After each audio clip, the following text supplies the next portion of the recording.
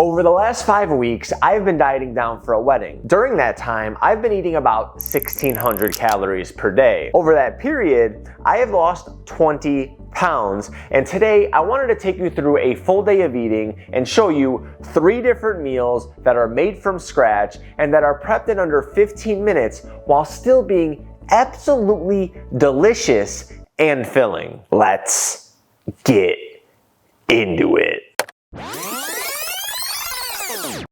This is Nick checking in the night before the full day of eating. And you might be asking, Nick, why are you checking in the day before a full day of eating? The reason is this: I want to prepare breakfast now so tomorrow morning I can eat right away and get right to work. And if we're being real, I've been recipe testing over and over and over again. So I have breakfast ready for tomorrow, but I'm about finalized with my 2 muffin recipes, and these are gonna be some jumbo ass muffins. However, I just want to reconfirm that this will be the final recipe, so I wanna make it right now. By the way, by the time that this video is dropped, the muffins will have already been in the cookbook for over a week.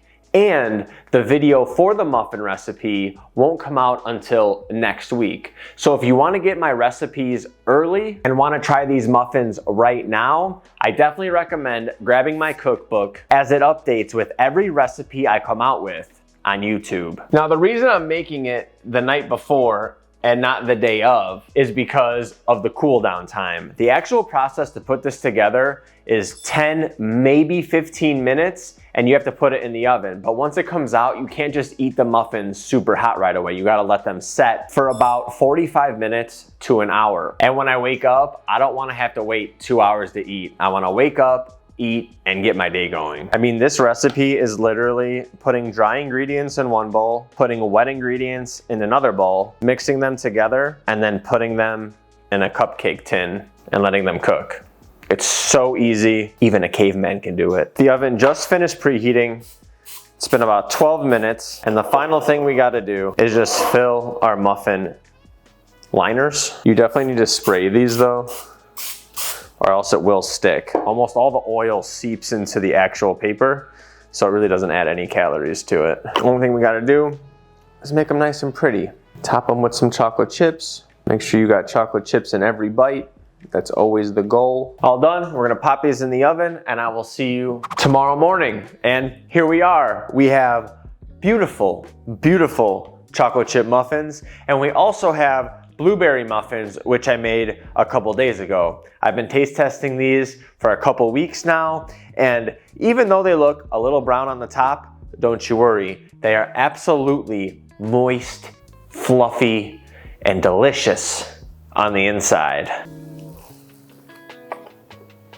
The best thing about making these is you make these once and you have them, depending if you eat 1 or 2, for 3 to 6 days. And whether you have to wake up and get kids ready, whether you have to wake up and run out of the door to go to work, or you just don't want to spend time in the morning working from home and making breakfast, you can grab one, unpeel it, get to eating, and then get to work. And the macros on these things are like a protein bar.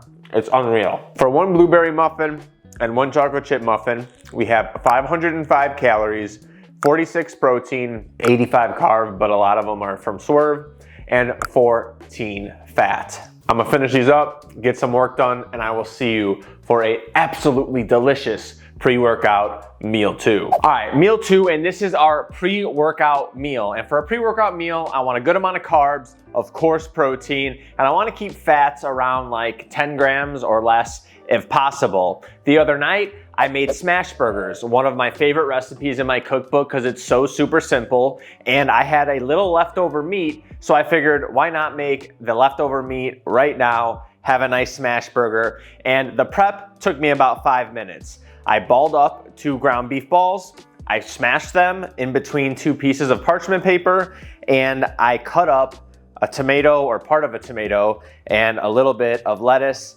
and got my cheese ready to throw on. My cast iron is clearly already piping hot. It's about to spray everywhere. So we're gonna get a little bit of butter on here and we're gonna mix this around.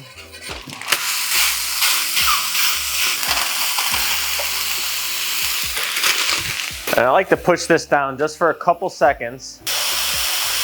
I want to get as much browning on the bottom of that as I can. Add a little salt, and now we wait. While we're waiting, I like to get my buns toasted because this goes really quick. Each burger only takes about 2 minutes to make. So I'm gonna toast my keto culture buns, only 50 calories. Comes in absolutely clutch when you're only eating 1,600 calories.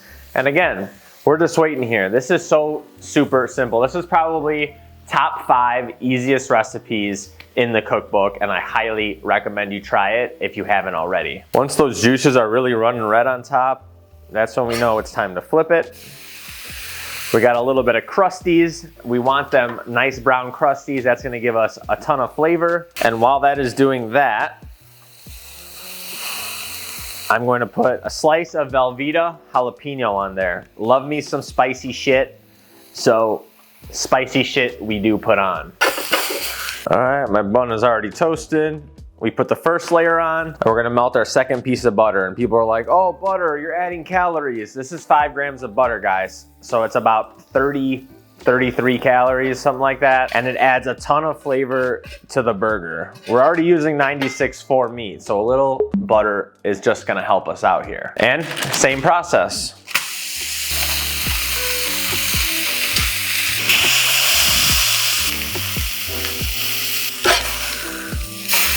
Again, we got the crusties. The crusties is the musties. If I had the calories, I would add another slice of Velveeta here, but I don't, and that's okay. The one slice is gonna add more than enough flavor, especially with all the other things that we're gonna have going on and topping on to this smash burger. All right, this burger's done. All right, then we got our tomatoes, lettuce. I like me some extra lettuce. That crunch, that texture difference when you bite into everything is just perfect. And I told y'all I like it spicy. I got that jalapeno Velveeta. We're pairing it with my chipotle aioli, also in my cookbook, and also takes about 5 minutes to make. Only has about 30 calories per serving and is absolutely game-changing delicious. Got some of that on the top here. We put our bun on, and in less than 15 minutes, not only have we prepped everything, we've cooked everything. We have 1 dish, 2 dish, 3 dish, and we're ready to eat. Along with this, I'm going to pair it with a full-ass pound of strawberries. Strawberries are in season, strawberries are super cheap, strawberries have hella fiber, strawberries also have carbs, which we want for the pre-workout meal. So everything is pairing perfectly, and to wash it all down, I'm gonna pair it with the brand new Gorilla Mind energy drink flavor, Lychee Bomb. Never tried it before. This is my first time trying it on camera, so let's see how it is. Literally just released 10 minutes ago before this video actually went up and got released. I swear to God, Gorilla Mind on every single flavor has been on point. If it says strawberry, tastes like strawberry. If it says kiwi, tastes like kiwi. This one says lychee, it tastes like lychee. I get so excited about energy drinks. This is the most efficacious energy drink that there is out there, better than Ghost, better than anything on the market. I highly recommend you check out the energy drinks. Last week, they also came out with Tiger's Blood, which starts out fruity and ends with coconut. If I liked coconut, I would love that energy drink. I love the start because it tastes fruity, but I just don't like coconut. So you can either get Tiger's Blood or Lychee Bomb, pick up some of the pre-workout, use code E4CM, save 10%. It's like subtle, but it tastes like lychee. The flavor is on point. I would give this an 8.2 out of 10. Super good, refreshing, and I will see you for the next meal. Oh no. Oh no. I forgot to give you guys macros. So before that, we have 365 calories, 36 protein, 55 carb, 8 fat. Time for meal 3. I knew for dinner tonight I wanted pizza, so I always like to think ahead. About an hour before I left, I made my own dough.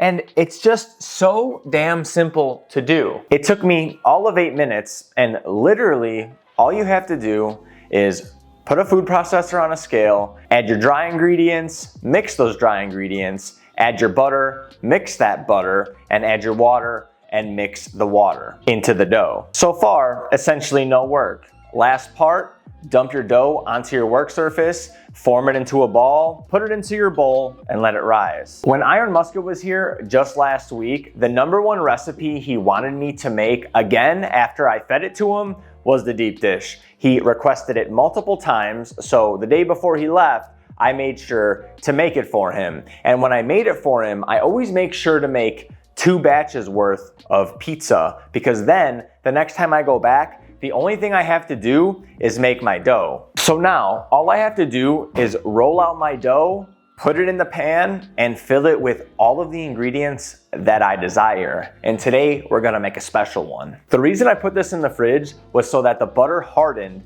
and we get a nice flaky deep dish crust once it's done baking in our cast iron. This is another recipe that's in my cookbook and is probably top 5 most commented on for my video, saying how much they loved it and how it's one of their favorite recipes. So if you don't have the cookbook, you can definitely watch the video, and I highly recommend that you try it out for yourself and feed it to your family. I could guarantee you they won't tell the difference between this deep dish and a regular deep dish, even though it's half the calories. And yes, those are more chocolate chip muffins behind me.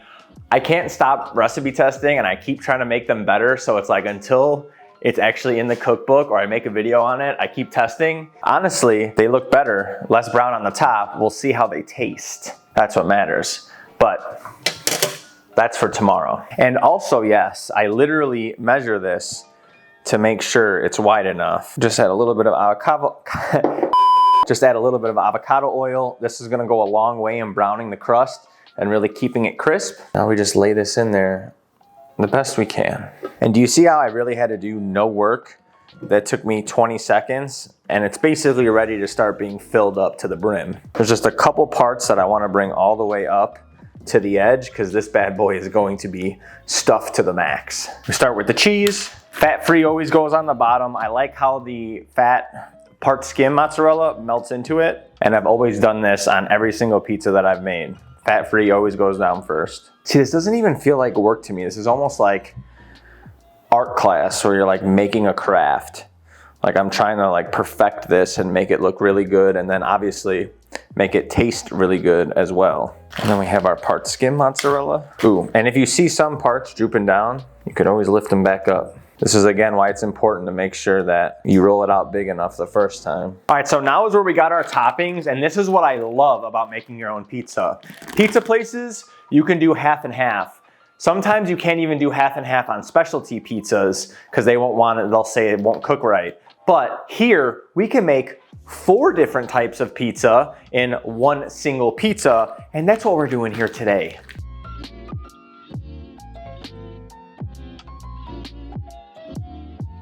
One part of this is gonna be cheese only. I grilled some chicken sausage the other day, and I have some left over, and chicken sausage sounds absolutely fire on a pizza. Your boy loves jalapenos. Pepperoni and jalapeno is probably the most underrated duo ingredient for pizzas on earth. So we're gonna make 2 of these slices, jalapeno and pepperoni. And this is a thick pizza, so I would always err on the side of putting more ingredients than less.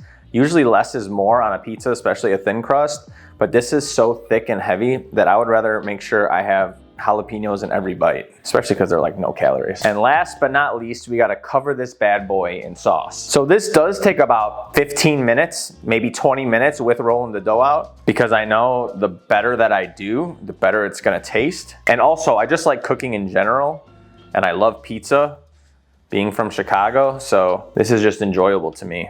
5 years ago, I would have said, fuck off. Now, love it. So just get in the kitchen. You'll never know if you end up liking it or not. I literally have just enough sauce to cover all these ingredients. The last thing I need to do is mark my territory. And what I mean by that is I want to mark off where exactly the ingredients cut off, especially for the queen that hates hot stuff. I want to be able to separate the jalapenos from the pepperoni, from the cheese, from the chicken sausage. So this isn't gonna be perfect, but I'm gonna put a line through essentially where the toppings start and stop. And if you've never made this before, this thing is a big boy. You should probably use 2 hands at all times with this. So even 1 or 2 slices is gonna fill most people up. Fresh out of the oven, and this is how we're looking. Absolutely perfect. We got parm lines. You could easily see where the different ingredients are, and this really comes in handy because this needs to cool down for about 5 to 10 minutes. So I'm gonna take this out of the pan. To do that, I get up and under this thing and just slide it out. I'll be back to cut it and for a nice cheese pull. We're all sliced up. I am so ready to eat. And let's see if we can get a nice little cheese pull. Ooh, this isn't cut all the way, so we probably won't. But usually I don't wait this long. I had to do the thumbnail and all this other stuff. But I mean, come on. It still looks absolutely delicious.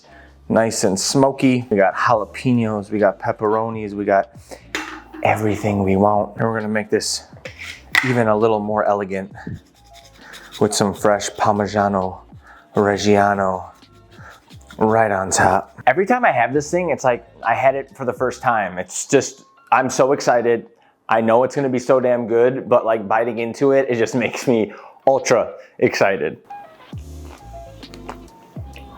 I mean, the layers is everything. You got the shredded Parmesan right on top, nice and fresh, the real shit. Then you got a nice thick layer of real marinara sauce made from scratch. Then you have fresh scratch grated cheese, both fat-free and part skim. Can't forget about the jalapenos, pepperoni, mwah. And then you got a nice buttery, and even after sitting in this thing, still pretty crunchy crust. Typically, I won't have it sit in this thing and it stays super crunchy all the way through, and it's like you have a butter crust. Like, it's so damn good. Don't be afraid to make this at home. It's really not hard. It's a few steps, and it's worth every moment of your time. And whoever you feed this to, whether it's your friends, family, wife, grandpa, daughter, will love it. Let's go over the macros because I want to finish eating. Now, for 2 slices of this, we got 725 calories, 56 protein, 65 carb, and 28 fat. That's usually 1 slice at Giordano's or any of the famous pizza places in Chicago. And it has about, I don't know, almost double the protein as well. And total calories for the day: 1,595, 138 protein, 204 carb, and 50 fat. Not too shabby for having a deep dish smash burger and 2 jumbo muffins. If you want to learn how to make this, click on this video here, or I highly recommend checking out my cookbook. It lists everything step for step. You don't have to watch ads, and it makes it much easier to make. Until next time, deuces.